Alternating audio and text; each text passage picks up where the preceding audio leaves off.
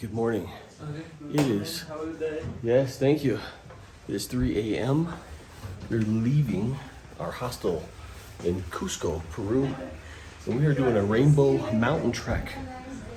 Our guide service, Killa Expeditions, is here right on time so we can get this party started. Whew. All right, here we go. Whew. About a 3-hour drive. 2 of it fairly smooth on asphalt. Then the last hour is switchbacky and crazy, and I hope I don't get car sick. I probably will. Renee, good morning. He's the driver. Frank is our guide. Hello.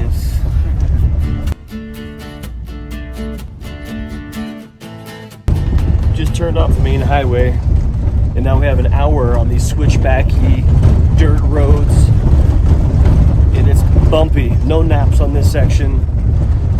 There's a mountain on this side, there's a cliff on that side. 3-hour van ride. The last hour was pretty gnarly. Word to the wise, if you get motion sick, if you're prone to that like I am, take some Dramamine right when you wake up. That way it kicks in when you hit this spot. Get the non-drowsy kind so you don't fall asleep and miss out on that. Those are glaciers up there, and we came in down there. We're actually the first group. This is the parking area. We have Frank and Renee. They're preparing us some hot cocoa tea. It's supposed to be very, very good for altitude.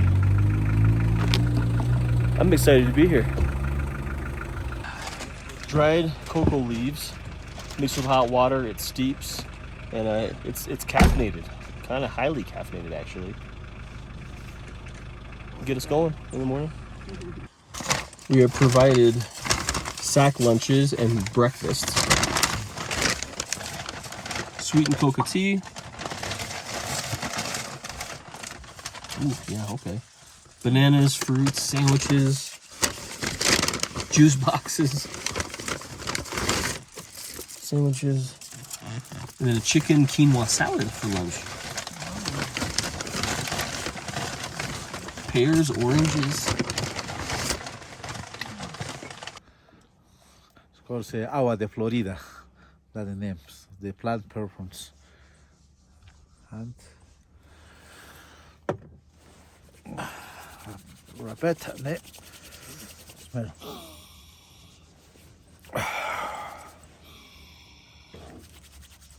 Because these ones open your nose a little bit and avoid the headache. That was some kind of oil extract, like almost like a peppermint. You rub it into your hands and you breathe it in deeply, and it really opens up your nasal passages. It's supposed to help with the altitude, get more oxygen in your body. That first whiff, whew, that'll do it. I guess it's probably right around freezing, give or take. But it's 4 kilometers, so they're thinking it takes about 2.5 hours to get there.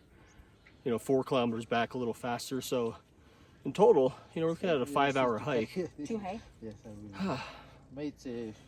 Let's see how the elevation is, because the elevation is much higher here. What is the elevation, Frank? 4,600 meters. 4,600 meters. Where we are now? Now it's here. Yes. And then we're going to 5,040 meters. 5,040 meters. And I'll do the feet conversion for you right down there.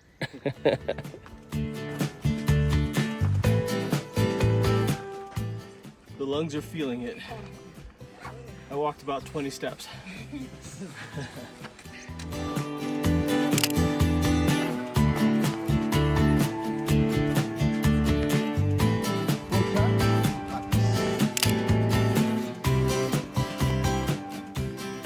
The trail itself is pretty flat. You can see it behind me.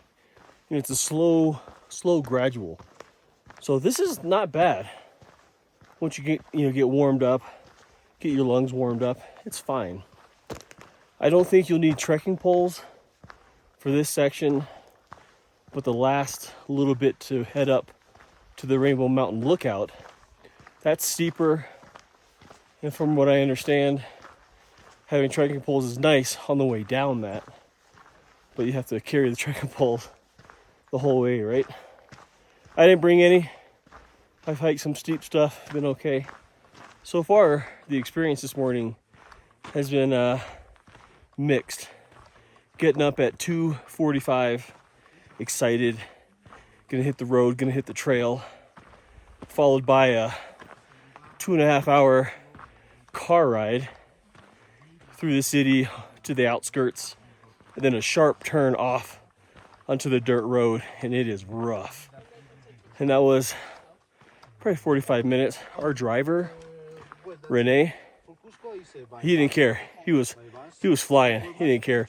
Bumps, rocks, no slowing him down, and it got us here in under 3 hours, like 2.5 hours. We're the first group in the parking lot. I think we're the second group on trail. This is one of the most popular hikes in Peru, the Rainbow Mountains.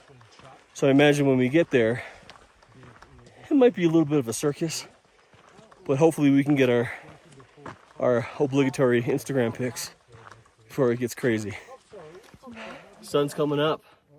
It's kind of nice. It's probably 37, 38 degrees right now. And the trail has been pretty easy walking. But it's the elevation. It's just hard to catch your breath.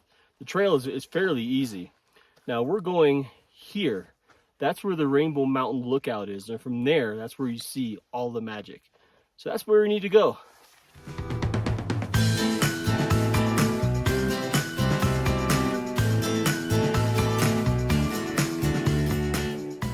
We're really close. We're probably 2/3 of the way there. I mean, but it's still quite a bit up. There's a lot of groups that are, hiking up, and they're all huffing and puffing like we are. A lot of them have a look on their face like, why did we do this again? The side effect that I'm feeling from the altitude is urination. I've peed 5 times, like a full urination cycle in just this little section that we did. Peed 5 times, and I'm drinking a lot of water, which is good, but it's just weird. They do have horses that you can rent that will take you to a spot just before the peak, because horses are not allowed to the actual peak. But we've seen a lot of people on horses. Maybe that was the smart play, I don't know. But they're not much. It's very cheap to do.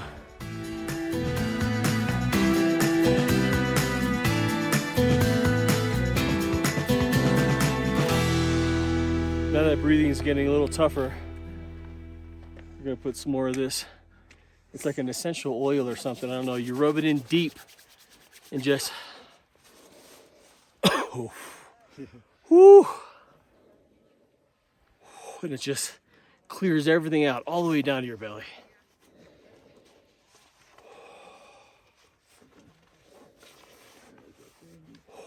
But that very first inhale, woo!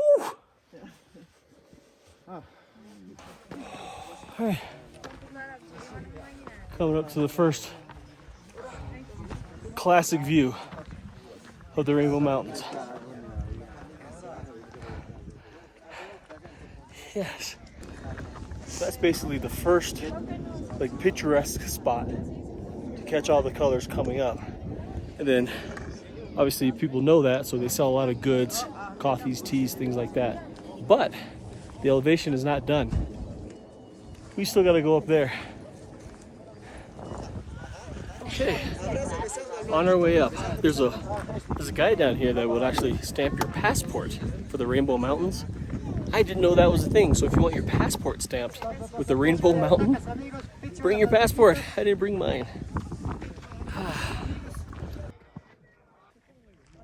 At the top of the peak, Rainbow Mountain right up there, 5,036 meters, which is 16,600 feet. We are up here.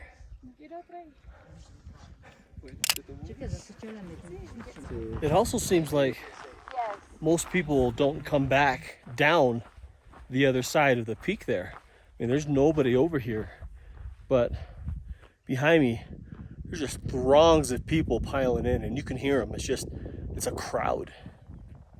Horses, llamas, dirt bikes, tourists, locals. It's a circus, but a really fun circus that you exhaust yourself to go see. But I love it. If you plan on coming to Peru, the Rainbow Mountains is definitely one of them. It's just a day hike. You just come out here for the day, climb back down, head back to the city, and call it good. But it is challenging, so if you're not used to elevation, spend your days in Cusco. Spend 1, 2, 3 days in Cusco before you come up here, before you go to the Inca Trail.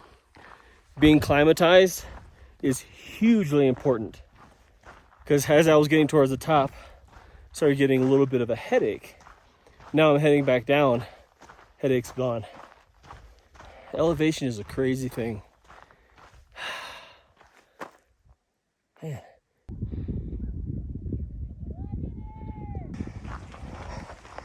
Well, friends, I'm going to end it here. You saw all the highlights. It's the same way back, essentially, except for there's a lot more people, a lot more traffic. It's definitely rush hour on Rainbow Mountain. Have any questions about Peru, Rainbow Mountain? Let me know down in the comment area. If you have any more tips and tricks about traveling here, let those comments be heard down below as well. I appreciate you stopping by. If you like these kinds of videos, be sure to subscribe, like the video, share it. I appreciate you coming along and enjoying this with me. It's been a blast so far, and I still have more time here in Peru. We'll see you on the next one.